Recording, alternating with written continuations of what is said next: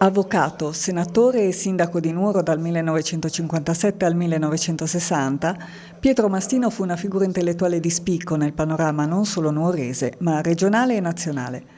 Perché a 50 anni dalla morte il suo pensiero è ancora così moderno? Lo abbiamo chiesto a uno dei relatori del convegno, Aldo Borghesi, docente, storico e direttore dell'Istasac Nuoro, l'Istituto per la storia dell'antifascismo e dell'età contemporanea della Sardegna. Mastino è una figura fortemente contemporanea, non solo per la stima che continua a circondare il suo nome,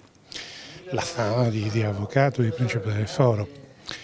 ma anche perché è l'immagine di una classe dirigente nella quale abbiamo evidentemente nostalgia.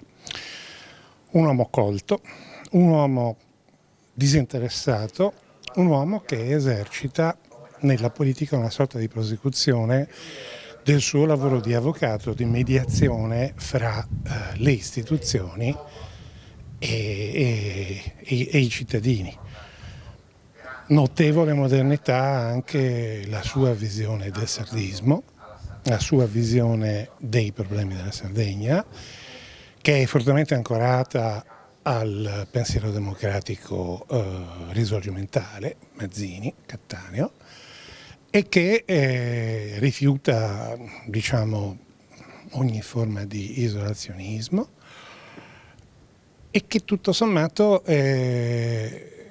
continua a essere una lezione non solo di disinteresse, ma soprattutto di dedizione al bene pubblico, ma soprattutto anche della capacità di tenere duro nel confronto fra la Sardegna e lo Stato, di affermare alcuni principi irrinunciabili rispetto ai quali non si torna indietro, che è qualcosa da cui non solo la classe dirigente, ma direi il popolo sardo oggi ha soltanto da prendere esempio.